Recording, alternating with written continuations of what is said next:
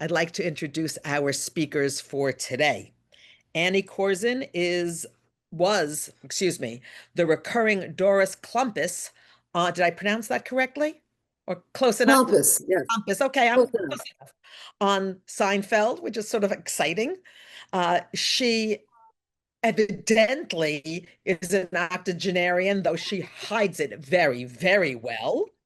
She is a TikTok sensation. I most assuredly can understand that, with close to 500,000 followers. She's the author of the Book of Annie, Humor, Heart, and Chutzpah from an Accidental Influencer. That's amazing.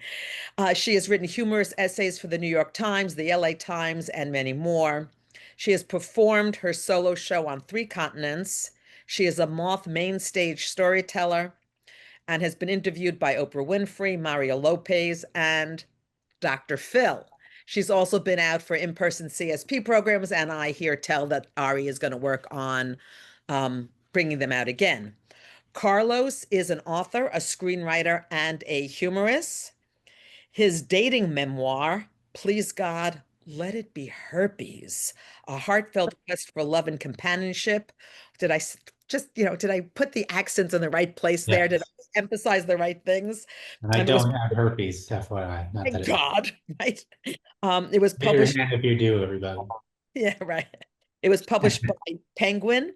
He is a regular host of the Moth Story Slams rather, in LA, and his material has been featured on the Moth podcast as well as other popular platforms, including KCRW's Unfictional Risk Story Collider and the New York Times Modern Love. He has written the animated feature Rio 2, Open Season, Scared Silly, The Stars of Giants, and La Mancha. So with that, I am going to turn off my camera. I am going to unpin Carlos and hand it over to Annie. All yours. Actually, I thought Carlos was, well, I can do it, Annie. I can do it. You want me to introduce your story? I I'm thought ready you to had do a way of that. introducing my story. Okay, fine. I'm going to add the pin. Okay. There Just very quickly, Thank you. everyone. Thank you for joining us. And Annie's going to kick it off with her first story, which is about a family member that it wasn't like the others. It's called Axel the Dane. Take it away, Annie. Thanks. So many years ago, I married a Dane, and we flew to Copenhagen to meet his family, and they were great, except Benny's sister is married to a blonde, blue-eyed, upper-class Lutheran named Axel. There is a wide cultural gap between my brother-in-law Axel and me. I will give you what I'm sorry, I'm having a little technical problem here. I'm not seeing what I want. I apologize. I don't understand why I can't. Oh, all right. I'll just keep going. Forgive me. I will describe Axel to you. I will give you what my immigrant father, A.B. the tailor, would call a for instance. Axel eats a raisin with a knife and fork. You get what I mean? So Axel invites us to the Royal Danish Ballet. We take our seats in this beautiful old theater, and I notice something strange. It's totally quiet. No one is speaking above a whisper. So I poke Axel in the side and I say, "Who died?" Oh, people are staring. I better control myself. Suddenly, the whole audience rises. Queen Margrethe and Prince Henrik are entering the royal box. She is wearing a gazillion-dollar necklace and this frumpedick brown evening gown. I mean, where do these royal people shop? And I want to scream, will you look at the size of those diamonds? They're as big as golf balls. But I control myself. And when the ballet ends, I applaud discreetly like everyone else. So Axel comes to New York and he wants to go to the theater. So what do? I take him to see Jackie Mason. Yes, I know. Jackie Mason is a sexist, racist sleazoid, but he's a very funny sexist, racist sleazoid. And I figure Axel could use a little loosening up. Am I right? We get to the theater. It's a matinee. The audience is full of blue eyeshadow and full of life. They're clapping and laughing and screaming and hollering. And the show has not begun yet. It's Yentorama. You cut your hair, it's fabulous. You don't think it makes me look too heavy? The woman weighs 300 pounds. What difference is a haircut going to make? Another lady gossips in what I call a New York whisper. You don't lower your voice. You just leave out the first syllable of any unpleasant word. They told her he has cancer. She is very depressed. I feel really terrible for her. Axel tries to bury himself in the program, but it's too late. He's already been spotted as an outsider by the lady sitting next to him. Excuse me, is this the first time you're seeing Jackie? Now, folks, my brother-in-law Axel does not speak to strangers, but what can he do? He's trapped. Yeah, it is the first time. Ah, you are in for a treat. How delightful. I detect an accent. Where are you from? I am visiting from Denmark. Denmark! Jerry, Howie, Marcia, this gentleman is from Denmark. Oh, we want to thank you for what you did for our people during the war. Why did I bring him here? That cultural gap between us is getting wider by the minute, and it gets worse because the show starts. And every time Jackie says something that hits home, his neighbor, Axel's neighbor, whispers into his ear, "It's so true. It's so true. The Jew has not been born who can fix a leaky faucet. It's so true. It's so true. The reason the Goyim don't have roaches is because there's nothing to eat. They don't keep any food in the house, only liquor. It's so true. It's so true." Finally, the show ends. So what do you think? Isn't he something? And much to my amazement, Axel has had a terrific time. And he says, yeah, I found it extremely comical, even though I happen to be a Goyim. And then they exchange numbers. And he accepts her invitation for Passover. How do you like that? I worried that my fancy-dancy brother-in-law would find my people loud and pushy and abrasive. And instead, you know what? He found them warm and earthy and hospitable. But why should I be surprised? After all, Axel and I, we're family, right? Thank you. There's a car horn going off. There's nothing I can do about it. I hope it'll be over before Carlos starts. Oh, okay. I can't hear it. Okay. Oh, really? Okay. I don't think we can hear it. I can't. We're good. So anyway, so Axel was what you might call a fish out of water. Carlos had his own experience of being a fish out of water. So here his fish out of water story, and it's called Hollywood. Carlos Hollywood. It's called Carlos. Oh, Carlos Hollywood. I'm sorry. That's all right. It's Zoom. Carlos. We're gonna do our best. I might freeze, but you'll still hear my voice. I don't know why. Technology, what are you gonna do? But we're gonna do our best, right? I'm gonna do my best, Stephen Horwitz, to help you crack a smile. I did it. I already did it. He's giving off Bill Belichick vibes, but inside he's a teddy bear. All right. And Alan Cortez, I don't know if your wife is watching or not. I saw her pop in. Is she not interested? Tell her to sit back down. All right, good. And Phyllis, I hope you're enjoying your drink. Phyllis Levine. I'm stalling. Let's go. Okay. This is Carlos Hollywood. This is my story about being a fish out of water. So the summer I was 19 years old, I was lucky enough to work as a production assistant on a movie directed by Barry Levinson. Barry Levinson, Academy Award-winning director of Rain Man, Good Morning Vietnam, Avalon. Avalon is a beautiful work. It follows the journey of a Jewish immigrant family from Poland to Baltimore in the 1950s. Some of you might have seen it. I did not work on Avalon or any of those other movies.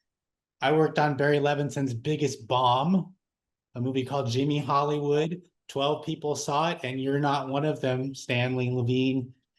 It starred Joe Pesci, Christian Slater, and a Spanish actress named Victoria Abril, who I'd never heard of. I'd never heard of Victoria Abril. Early in the production, Barry Levinson tells me that I'd better find out about her because I was going to be her personal assistant. Barry told me, I don't want to worry about her. That's going to be your job starting on Monday. You're picking her up at the airport in a Lincoln Town car. The production was going to assign me a Lincoln Town car to drive Victoria to and from the set, which was a huge upgrade. I drove a Toyota Tercel. Compared to a Lincoln Town car, my Tercel was like a go-kart. All of this was super exciting. I was so excited. I drove to San Diego that weekend where my parents lived, so we could all watch a movie starring the famous Spanish actress who was going to be my new boss. We watched a movie called High Heels. I thought it was going to be a movie about shoes and fashion, kind of like The Devil Wears Prada. I did not think there was going to be a scene where Victoria Abril hangs naked from a pull-up bar while a man performs oral sex on her. But there is a scene like that, and I watched it as I was sitting in between my parents. My mother slowly turned to me and asked, "You're going to work for this woman?" And my father said, "That should be fun." I picked up Victoria Abril at the airport the following Monday. She was a whirlwind. She was full of energy. She spoke a mile a minute, mostly in Spanish, with a bit of broken English. She wore ankle boots, a short skirt made of thin fabric, and a stylish beret. I can still see her right now. It was a super hot summer day, and when we arrived at the fancy town car, the leather seats were sizzling from being out in the sun. Victoria sat down in her thin skirt, and her tush immediately felt like it was burning. I know this because as soon as she sat down, she exclaimed in English, "Ay, what strange happiness." Being on set with Victoria was pretty easy. Occasionally, Barry Levinson would give her a bit of direction in English that she didn't quite understand, and I would translate because I speak Spanish. Being off the set was much more work, and it was also unpredictable. For part of filming, her two young sons came to stay with their nanny. Martin was 3 years old, and Felix was about to turn 1. In fact, young Felix celebrated his very first birthday in Los Angeles with his mother, Victoria. There was an exotic cake store around the corner from the hotel where Victoria was staying in West Hollywood, and she asked me to go to that exotic cake store and pick up a cake for Felix. I explained that I probably should get a cake from somewhere else, maybe Vaughn's, because the cakes at the exotic cake store would not be appropriate for Felix. Victoria shook her head and she told me that if the cakes were sexy cakes, it would be called an erotic cake store. Exotic means there are cakes from around the world. Go and pick up a cake from Thailand. I asked her, what should I do if they were actually sexy cakes? And she said, if they're sexy, then get Felix a pair of boobs. And so Felix's first birthday cake was a cake that looked like boobs. Felix's birthday party was not the most memorable party I attended with Victoria. Victoria was friends with an American actress who was hosting a party at her home in the Hollywood Hills. I won't mention the actress's name other than to say it was Beverly D'Angelo. Victoria was looking forward to the party. I was her ride. On weekends, when Victoria wasn't filming, we didn't drive around in the town car. We drove around in my Toyota go-kart. She didn't care. She was super happy and excited as we left the Sunset Marquis Hotel in my Tercel. As we drove out of the hotel's parking garage, we passed singer Julio Iglesias driving a BMW.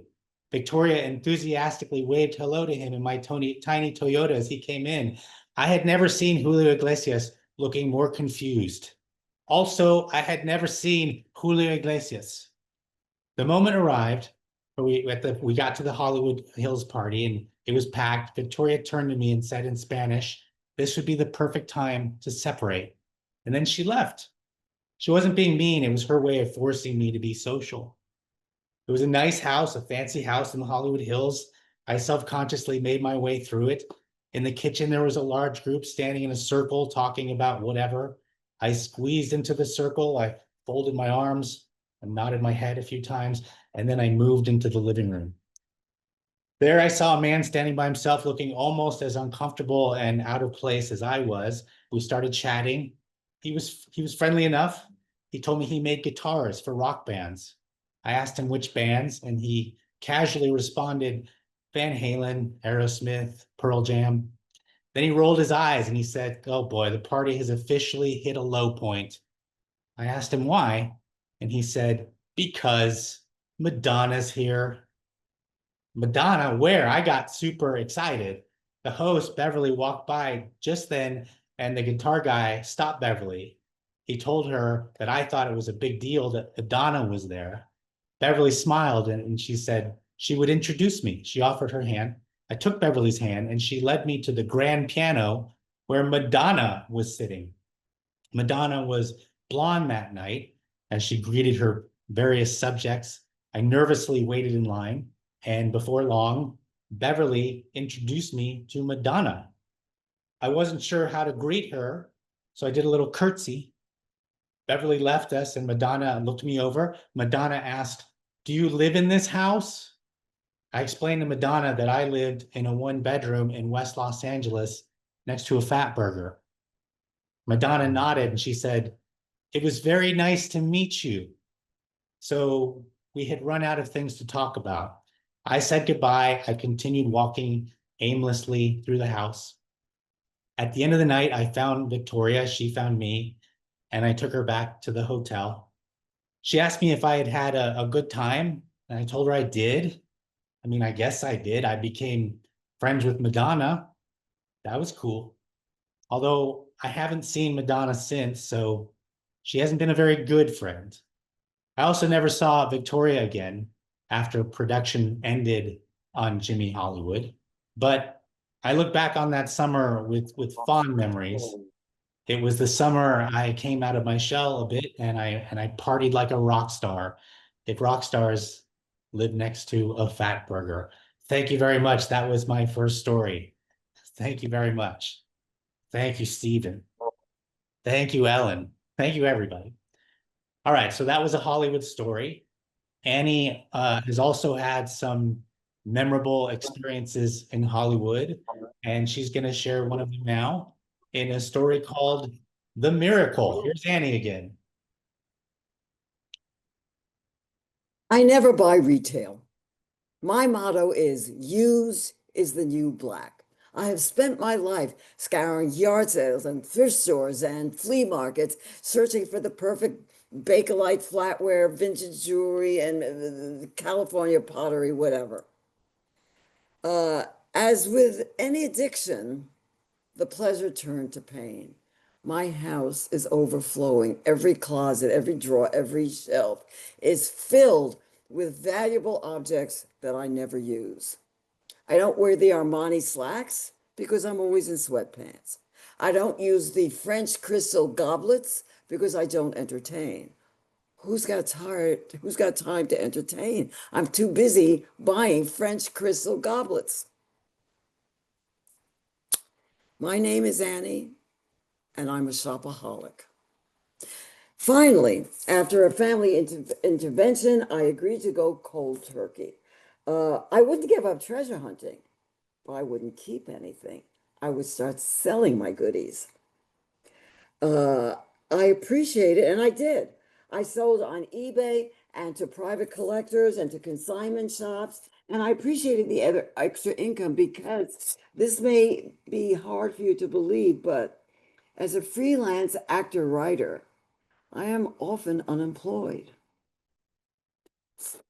But like all entrepreneurs, I dreamed of the big score. The costume designer from a film studio who would appreciate my taste, and since they were on somebody else's dime, not haggle about the price. And so it came to pass. My big fantasy was that I would sit in the audience and say, oh, that's my wife's necklace. Oh, that's my 50s cocktail apron. So twice a year, we have a huge yard sale to unload the surplus inventory. And one day, this woman named Laura Strutz showed up. Laura Strutz was everything I fantasize about. She was a costume designer doing wardrobe for a DreamWorks movie. She loved my taste. She phoned her assistant to get the size of various actresses. She bought a bunch of stuff, vintage dresses and costume jewelry, and she gave me a check for $600. And oh, wait a minute, she was on the phone with her assistant the whole time, getting the sizes of various actresses on the, in the cast. And at the end of our engagement, she said she was going to come back once a month to check out my inventory. This was my dream come true. I was now in business with Steven Spielberg. The check bounced. The account was dead, had been closed for several months. I called DreamWorks, there's no Laura Strutz. I said, but wait a minute, she's doing costume on Santa Claus 3. They said, no, that's a Disney movie and that wrapped months ago. Laura Strutz was a complete fake. That phone call that she was on with her assistant, she was probably talking to a dial tone. My miracle had turned into a be careful what you wish for episode. And it served me right because as a secular cynic, I know that miracles do not happen, only random events that usually end badly. I started leaving phone messages for Laura, sometimes several in one day, no response, of course. We drove to the address on the check, no such person, of course. I was obsessed with revenge fantasies. I would stay up all night imagining how I would see her in public and Betty would be with me. And I would make a big and loud announcement so that everybody would hear that she was a scam person and I would get my money back. That was my fantasy. And so it came to pass. One day, we walked into a wine store near where we lived, and there was Laura Strutz buying a case of champagne, writing out a check on that same phony check from that same phony checkbook. And I yelled to the owner, don't take her money. She's a scam artist. The check is a fake. And Laura looked up and said, oh, hi there. I'm so glad I found you. I've been looking for you all over. I think I owe you money. We walked Laura over to the ATM machine. And as she handed me the cash, she said, I know you don't believe me, but I'm really a good person. Laura, every single thing you told me was a lie. No, that's not true. I'm exactly what I said I was. I'm an executive at a studio, which she had never said. The irony is, of course, if she had used her talents properly, she could have been a studio executive. She had all the qualifications. I'm still a shopaholic, and my business has grown. The costumer from Mad Men bought from me regularly, and her checks were all good. So I was able to sit in my living room and watch one of the greatest television series ever written and say, that's my wife's necklace. Oh, that's my 50s cocktail apron. So I was wrong. Once in a very great while, miracles do happen. The first miracle is that I was able to get my money back from a con artist. But there was another miracle. I actually found a way to find the teensiest bit of compassion for Laura Strutz. I mean, I still hate that psycho bitch. But once in a while, I think about her And I wonder, does she have close friends? Does she have a loving family? Does she have satisfying work? I seriously doubt it. On the other hand, I am lucky enough to have all those things, and they are my most valued possessions. And the good news is, no one can steal them from me. Thank you. I'm going to applaud myself. Yay, yay, yay. So, that was a story about an imposter. Carlos's story is about a time when he was forced to be something that he wasn't. And it's called, oh my God, I'm so terrible. Carlos. It's called I My wrote Second Prom. I'll help you. it's called My Second Prom. Okay, here we go. Are you ready, Claire Ho? Here we go. This isn't awkward at all. All right. This is dedicated to everybody who ever went to a prom and everybody who didn't. Here we go. So one late night Friday night in June, I arrived home. I discovered the following unexpected voicemail message. I can hear it in my head. Hi, Carlos. This is Beth Mango. The reason I'm calling is I would like you to take me to my prom tomorrow night. Thank you. I had many issues with Beth Mango's message, not the least of which I was 29 years old. Beth Mango was technically a friend of the family. Her mother used to work with my mother. I hardly knew Beth. I would see her maybe once or twice a year at some boring social function. She was a strange girl. She was 11 years younger than me. From a distance, she looked like a young Tom Hanks. When I first heard Beth's message asking me to be her prom date, my heart sank because I knew I was going to have to go. If she was calling me the night before, she was scraping the bottom of the bottom of the barrel. I had no legitimate plans. I had no legitimate out. I was her only hope. I called her the next morning. Beth answered, and I spoke to her with as much enthusiasm as I could possibly muster. I said, "Hi, Beth, this is Carlos. I got your message. I can't tell you how much I would love to take you to your prom. I really can't." I explained that with such short notice, I wouldn't be able to rent a tuxedo in time. Not a problem. Her father had a tuxedo in the closet. I could wear his. Beth lived about an hour away from me. On the way there, I stopped at a florist. I purchased a corsage. I remember the florist asked what the occasion was, and I told her I'd rather not say. I cannot accurately describe the happiness I was greeted with when I arrived at the Mango residence. Her parents seemed amazed someone actually showed up. Beth was dressed in a frumpy formal gown, and she didn't seem to be quite as thrilled. I presented the corsage to her, and she extended her hand. I put it on her wrist like I was checking her pulse. It was time for me to try on the father's tuxedo. He mentioned we were about the same build, keyword being about. The tuxedo kind of fit, but not really. Still, if the year had been 1978, I would have looked fantastic. Next thing I know, I was riding in a minivan with Beth and her parents on our way to prom dinner. When I went to my own prom the previous decade, I had prom dinner at a restaurant called the Marine Room on the beach in San Diego. It was elegant and romantic. For prom dinner with Beth and her parents, we went to Coco's. If you don't know Coco's, it's like Denny's, only not as fancy. I will never forget walking into Coco's in my baby blue ruffled 1978 tuxedo with my prom date and her parents. I felt as if I had lost a bet.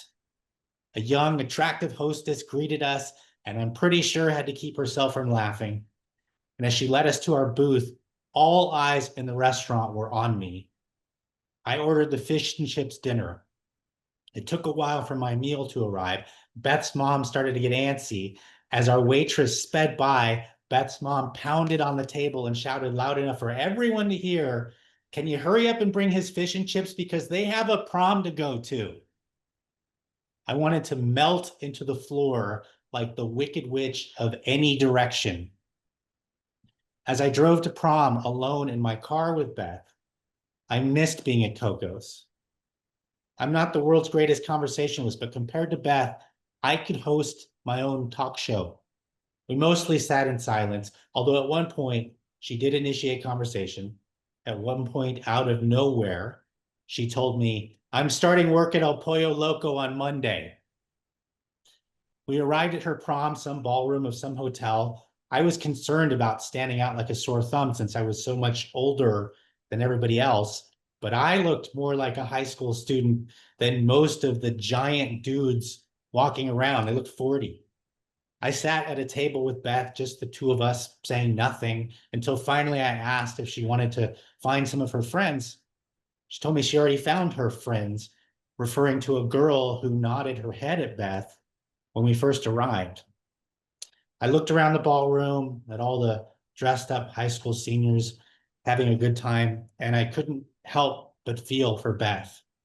So I took her by the hand, I led her to the dance floor, and as AC/DC wailed about being shaken all night long, we shook it.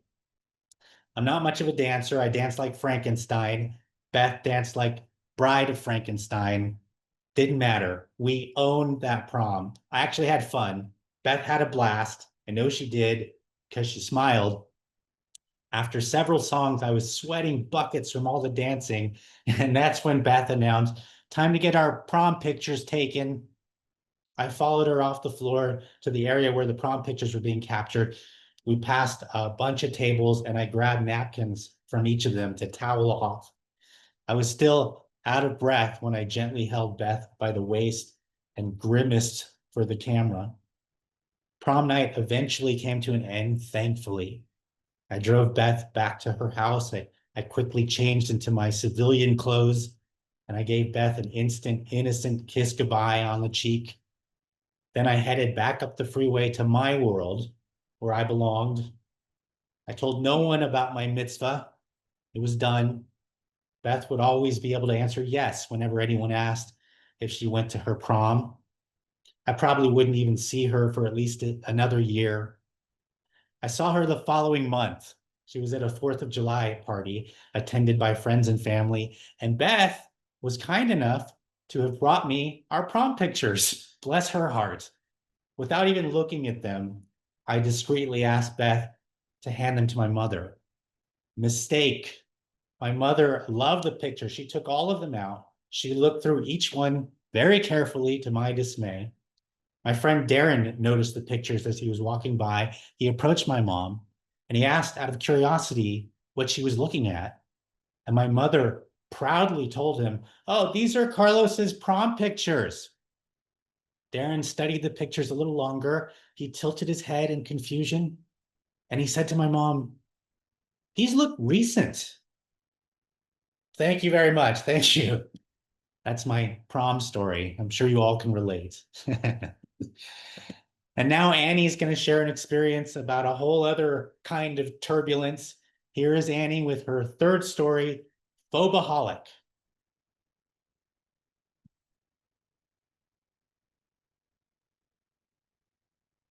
I've had some good results with therapy, mostly when my son was a teenager. All 16-year-olds are psychotic sociopaths, so we need a little professional guidance during those turbulent years. Like the time that we realized that our son was stealing joints from our stash. How do you discipline a child for using an, at that time, illegal substance that you yourself are the source of? I had to leave one shrink when I realized she was insane.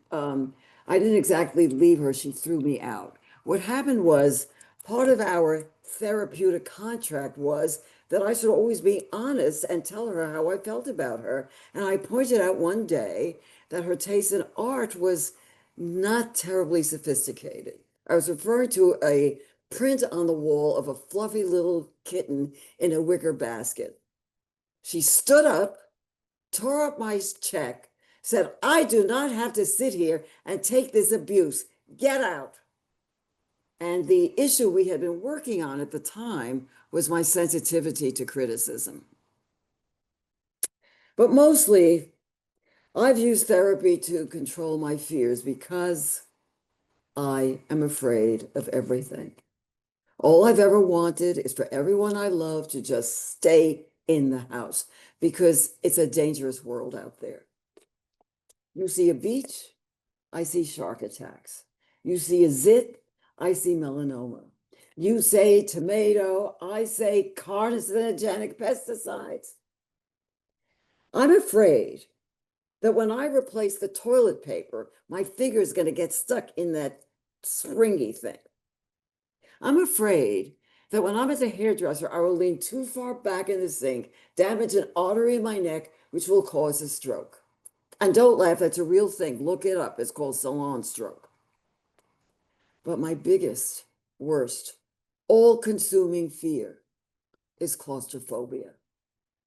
I cannot be in a crowded elevator. I cannot be in a packed subway car. I cannot be stuck in a crowd. I was protesting police brutality, but the street was mobbed and I got panicked and I had to be rescued by a kindly policeman. I've tried all kinds of phobia cures. One very common technique is called positive imagery. You focus on a pleasant place and associate it with the thing that you're afraid of. This does not work. I cannot be in a jam-packed subway car that's stalled in a tunnel under the East River and pretend that I'm relaxing on a Caribbean island. I know where I am. I am stuck in a stalled subway car that is in a tunnel underneath the East River, and I am going to die. So I created the opposite therapy for myself, which I call negative imagery. When I'm in a scary situation, I think of an even scarier situation, and that brings me some comfort. I am only trapped in a packed subway car sold in a tunnel under the East River. I am not in a freight train in Poland in 1942. I know it's a morbid image, but you know something? It gives me some perspective. Then one day, I just stopped fighting it. Where is it written that I have to be comfortable in tight places? Here's an idea. Why don't I just avoid the things that frighten me? Crowded elevator, I can walk up a few stairs. Packed subway car, I can wait for the next train. A mobbed protest crowd, I can send a donation. So I decided that I would never again apologize for any of my fears. We moved to LA, and one day my son announces that he's going to the Vegas for the weekend with some friends. Oh, really? How interesting. And how, may I ask, are you getting there? In Dave's car. It's right outside. I look at Dave's car and I see death. Dave's car is an open Jeep, no roof, no sides. If you take that car through the desert, not only will it be burned to a crisp, but you will have no protection in case of a collision. Why don't you rent a nice four-door sedan? Mother, you can't cruise girls in a nice four-door sedan. You can't cruise girls from a hospital bed. Would you please take it easy? Stop being such a worrier. And I said, you know something? I am a worrier. Live with it. Here's some money, rent a real car. So the boys are driving back from Vegas, and in front of them is a car that has a heavy glass door strapped to the roof. By some crazy, I don't know what, the door comes loose. It flies through the air. It lands on the top of the boys' rented car, but the heavy steel roof protects them. And nobody gets hurt. Ladies and gentlemen, I rest my case. Thank you. I will applaud. I always applaud myself, you know. I mean, if you don't love yourself, who will? So Carlos is the opposite of claustrophobic. He actually likes tight spaces. You're going to hear about that in a minor procedure. Okay, last story. I should warn everybody that this last story is a little racy. It's a little PG-13, so anybody here is under 13, maybe this is the time to get out of Zoom. By the way, Peter Tannen, I love that you're folding your laundry while we're doing this. I really genuinely like that. And Vivian Berger, we can't see you, Vivian, but hopefully you are enjoying this. Anyway, this is, like I said, a kind of a racier story, but I'm guessing that maybe some of you have had a similar experience. I'm going to guess Jeffrey Kaufman and Stanley Levine maybe has done this. We'll see. Here we go. This is a minor procedure. All right. So I'm the opposite of Annie. I love being in tight spaces. My favorite place to be on an airplane is the airplane bathroom. If I could stay in there the entire flight, that would be a dream someday. I also love getting MRIs, being stuck in the MRI tunnel. That is the best. It is so relaxing. I've had a few MRIs in my life, and every time I'm in the tunnel with the ceiling right in my face and they ask, "Are you doing okay?" I always say, "I'm doing great. Take your time, please." As much as I love MRIs, I didn't care for the reason I had to get one the last time. I had gotten a yearly physical and there were microscopic traces of blood in my urine. I took a bunch of tests, including the MRI, and they still couldn't figure out what was happening. I was finally sent to see a urologist for the first time, Dr. Rosenberg, which is the kind of name you want your doctor to have. Dr. Rosenberg told me I needed to get a cystoscopy and asked if I had ever had one before. I had never heard of a cystoscopy. What was it? He explained, it's really simple. It's such a simple procedure. All we do is take a camera, insert it into your penis, send it up to your urethra, into your bladder, and take a look around. It's no big deal. He had the right last name, but he was saying the wrong words. I told him I had never done that before. I would remember something like that. He said he performed the procedure on Tuesdays, and he happened to know there was an opening available a week from next Tuesday. So head on over to the front desk and schedule your appointment with Linda. I said, "I'm so sorry, Dr. Rosenberg. A week from next Tuesday isn't going to work because I'm never doing that in my entire life. And a week from next Tuesday falls within that window." I left. I left without making an appointment. I walked right past Linda at the front desk. When I got home, I told my wife about the crazy thing the crazy doctor wanted to do. And she said, "You're having that done because we have a 2-year-old and I need to find out if you're dying, because if you are, I need to make plans." Those were not her specific words, but that was the subtext of what she was saying. After the conversation with my wife, I reluctantly, very reluctantly, called Linda in the front office to make the appointment. I jokingly asked her if she ever heard patients screaming during the procedure. I was seeking comfort. I wanted her to say, "No, of course not." Instead, she said, "Sometimes." Then she added, "If you can get to your happy place while they're working on you, you'll be fine." I wasn't sure I could get to my happy place with someone inserting a camera into my happy place. A week from next Tuesday arrived, and I found myself nervously sitting in the urology lobby, waiting. I decided I should pee, thinking that the camera might get damaged if it got wet. So I went and peed, and as soon as I got back from having peed, a tall, strapping young man named Brian called my name. Brian was my nurse, and he handed me a cup. And he said, "Before we go back, if I could get you to please urinate into this." I told him I had just returned from doing exactly that. That's when Brian turned into the Salvation Army and said, whatever you could give would be a big help. So I returned to the one-person restroom I had just visited, and I did my best to urinate into the cup. And surprisingly, I peed and peed and peed. And when I came back and showed Brian the full cup, he was proud of me.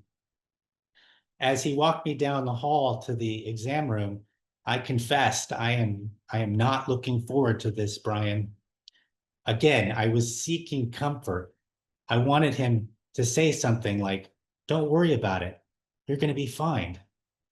Instead, he said, I don't blame you. We got to the exam room, and I put on the awkward gown and laid down on the table. Brian matter-of-factly said he was going to start washing my penis. I thanked him for offering. I said, that's very kind, but not necessary. I'd taken a shower. He said it was part of the procedure. And before I knew it, he went to work.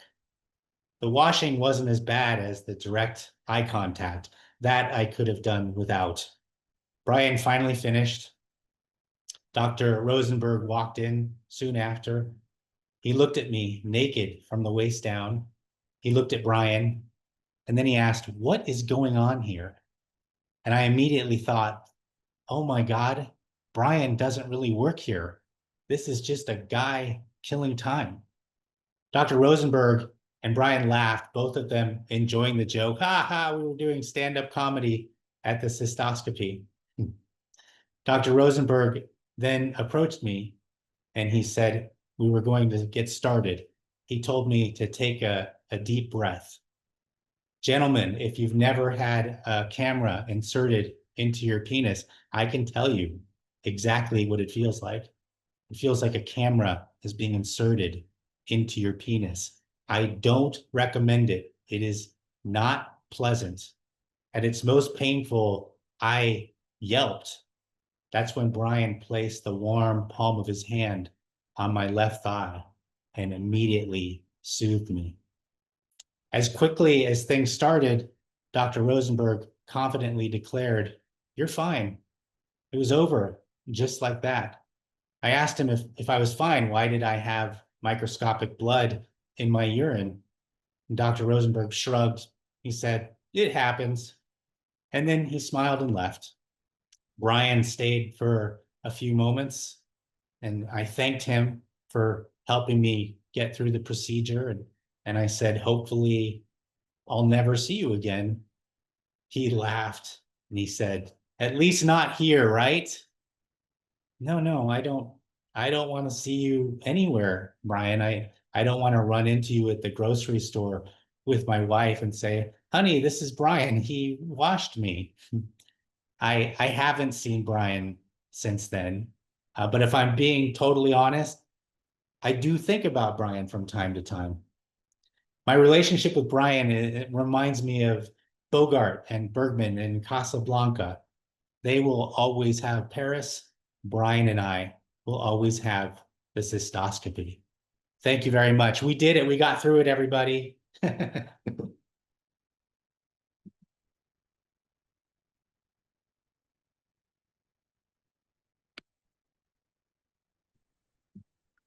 What do we do now?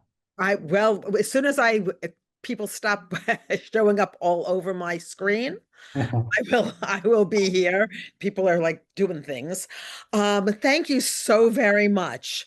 And I just want to say that last story, I have gotten a number of texts saying, been there, done that. I had a feeling. So someone else has a urologist appointment on Tuesday. Good luck. I've been told that urologists and proctologists have the best senses of humor of all the specialists. I'm glad we've started this conversation. Well, you started it, I'm following it up. We don't have a lot of time, but I want to say thank you very much. Everybody has loved it. They've been getting all sorts of LOLs because everybody's been laughing out loud in their muted world. So the question that comes up is how, I'm going to start with you, Annie. How did you get into this? How did you decide to A, be an actress, and then B, do all this sort of comedy? It's marvelous. Everything I've done late in life. I was a piano teacher, I was bored, I was a housewife, I was a mom, I was bored.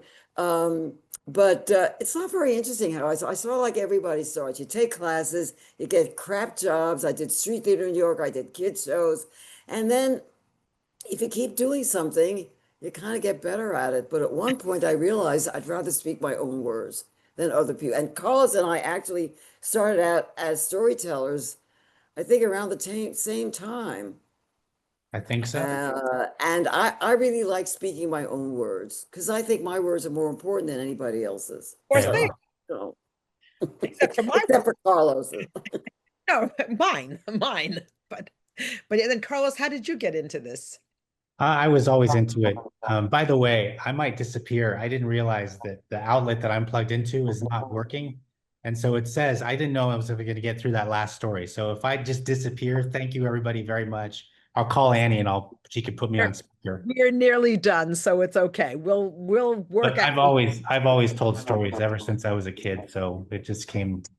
We all tell stories. We're all storytellers. Everybody has a story, every single person.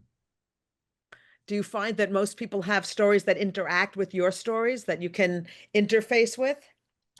Meaning like they can relate to them or? Or that you can relate to theirs, they can relate Oh, to absolutely. yours? Yeah. Just That's by the most virtue, important thing. yeah, The most by important virtue thing of is being alive. storytelling. Yeah. I mean, I've turned my storytelling into social media. I have like almost 600,000 followers on TikTok. And what they keep saying to me is, you're authentic. We believe you. And they should believe me because I speak my truth. But obviously, when I tell some personal, and they're usually making fun of me, other people have experienced that. I'm just reminding them of what they have. I'm pointing out to them what they feel by telling them what I feel. What's your demographic on TikTok? Do you know? Not this crowd.